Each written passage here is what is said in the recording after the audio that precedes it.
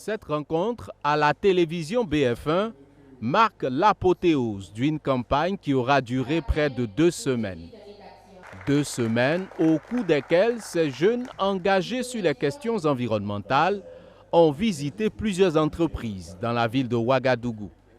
Réunis au sein de la Coordination nationale des jeunes pour l'environnement et le climat, CONAGEC, ces acteurs se sont donnés pour objectif de sensibiliser sur les gestes à adopter pour une bonne économie d'énergie. Je pense que l'objectif principal a été atteint.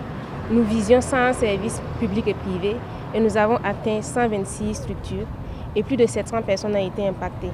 Et je pense que ce n'est pas juste 700 personnes, parce qu'au niveau des structures où les ambassadeurs sont allés, ils ont collé des autocollants, des stickers, invitant la population à adopter les bons gestes. Et en plus de ces 700 personnes, d'autres personnes en arrière-plan pourront être sensibilisées sur la question.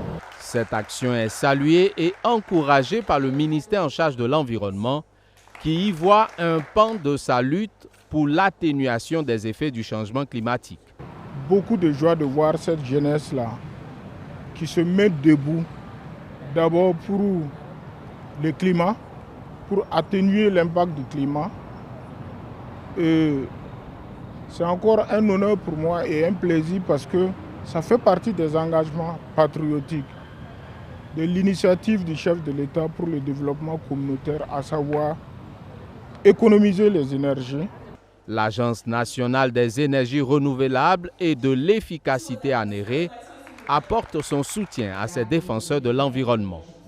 Pour l'ANERE, la consommation rationnelle de l'énergie demeure un impératif. Chez nous, d'ici dans quelques années, on doit être en mesure d'amener toute la population à consommer rationnellement d'énergie. C'est-à-dire avoir un regard.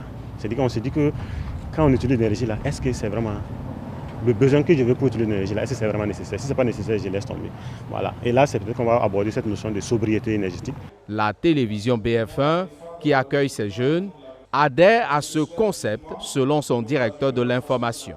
Oui, il faut dire que nous sommes touchés par ce message-là parce que qui parle d'économie d'énergie parle d'économie d'argent. Et en tant qu'entreprise, on en a besoin, surtout dans ce contexte difficile. Si on peut réduire la facture d'électricité, c'est une très bonne chose pour nous parce qu'elle est salée. Vous savez, les entreprises de presse sont énergivores. On consomme beaucoup d'énergie dans les studios.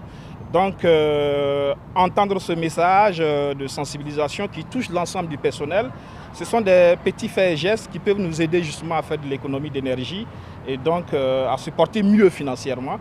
Il ajoute que dans les jours à venir, des actions pratiques seront entreprises pour la prise en compte de ce message en lien avec l'économie d'énergie au sein de la maison BF1.